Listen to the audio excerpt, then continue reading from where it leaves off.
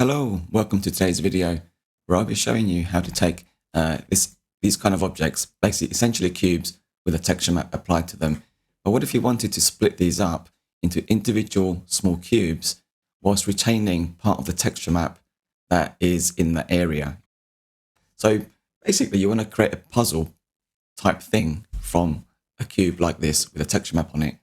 To show what that looks like, let me just open up the window here.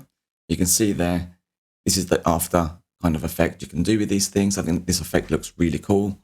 And yeah, so the texture map here is retained per cube.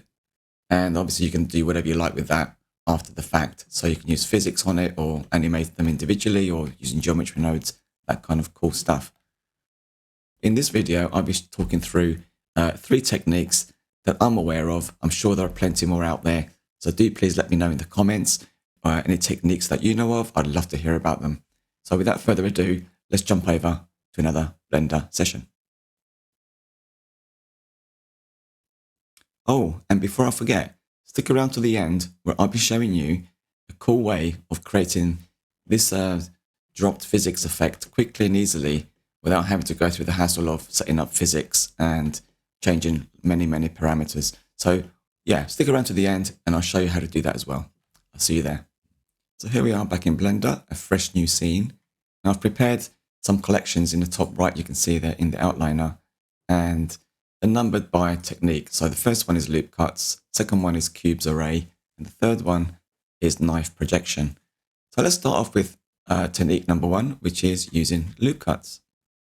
I'm going to start off with adding an image plane, and you might think I might need to add a cube first and then scale it down in the Z perhaps, and then maybe the X, and try and match that as closely as possible to your image, and then apply the scale, UV unwrap it, and all those kind of things, those steps.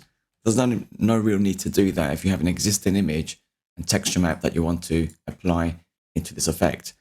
There's a great way of doing that in Blender, and for transparency, I'm using Blender 4.3.2 here. So the reason I mentioned that is in previous versions of Blender, you could go up to File, Import, and then there'd be an option here, if it's enabled in the Preferences add-ons, for images, import images as planes. And that's not in version 4.3.2. It's actually under the Shift A, where you'd normally add, press to add something to your scene. You can find that under Image, Mesh Plane, just there. So I'm going to be using that. If I click that, find your image and select it, and then import images as planes. This is where you just click that to import it. Click that. And the cool thing about importing or creating a mesh this way is that the mesh now fits perfectly with the image proportions that you've selected. So if I go to rendered mode, you can see there our image looks great and no distortion or anything. So now we've got this image plane here, or a mesh with an image applied to it. First thing I want to do is head over to the shading tab. Right, let's just move that there and connect that. We don't need to use that. And with Node Wrangler enabled, I'm going to select this image texture node and press Ctrl T, and that will add a texture coordinate and mapping node as well. And the key thing to look for here is you want the mapping or the texture coordinates from UV to be plugged into the vector of the mapping node, which is how it comes or should come. So if that's not the case, just do that and make sure that's okay. Coming back to this, with the object selected, I'm going to tab into edit mode, like so. And as the technique implies, we're going to use loop cuts to make this into a cube or cube shapes. I'm going to switch over to solid mode. Good time to save our work. And in edit mode again, let's press Ctrl R to create loop cuts. I'm going to scroll my mouse wheel and just click, and then right click. Now we've got 11 cuts there. I'm actually going to make 13 along the x-axis. And let's do the same again. Ctrl R, this time on the y-axis. I'm just going to right click and leave it there. And this time I'm going to add 7 cuts here. And if I switch to the top view with 7 on the numpad, you can see we get roughly square shapes. Don't have to be square. Maybe you want elongated boxes or rectangles, that kind of stuff. But I'm going to go with cubes because it looks pretty cool. So now we've got that. This isn't much use to us at the moment. If I switch over to face select and I'll move one of these faces. You can see they're all connected together as you would expect them to be. So what I'm going to do is switch over to edge selection mode, press A to select everything, and then right click and select edge split. And now we've got, let's go back to face mode. I select one of these faces, we can see that's now a separate object. Okay, or a separate face, not an object, separate face, very important. Because if I go back to object mode and select this, you can see it's still one object. You can see that in the outliner as well.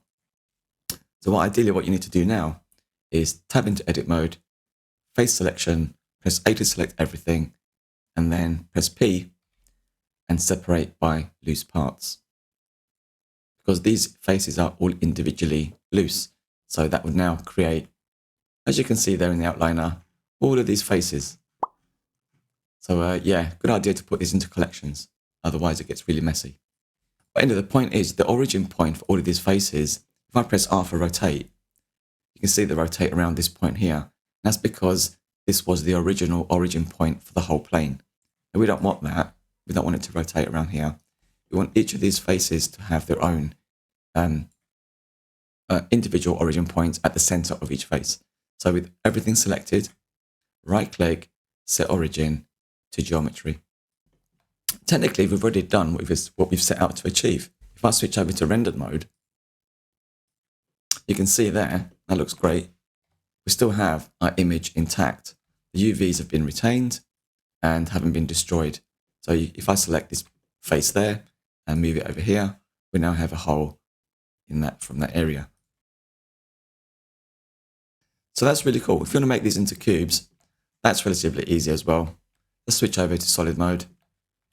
And I'm going to select all of the faces and hit tab to go into edit mode. And with face selection, press A to select everything, E to extrude, and just bring them up as far as you like. You can make these really tall or really thin, up to you. Let's make them kind of cube-like, like that. Let's go back to object mode. Now, of course, all of our pivot points are going to be at the base of that face originally. So once again, I'm going to select everything, right click, set origin to geometry. That puts them in the middle. Did it do all of them?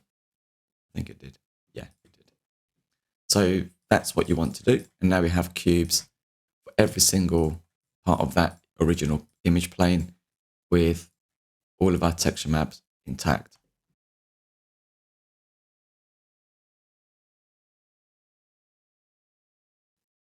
Let's go to solid mode, select everything again. Let's make sure we maybe pick the top left one again as the last one and press Ctrl J. And that's created one object. Basically, essentially joined these all together into one object now. If I tab into edit mode, you can see we've got all these individual cubes in one object. So the reason I've done that is now that you can go to maybe the side view or the front view, turn on X-ray mode, select all of these faces, select the cube side material and assign, and then go back to object mode. And if I just do a quick render, you can see we have the material assigned to all of the cube sides.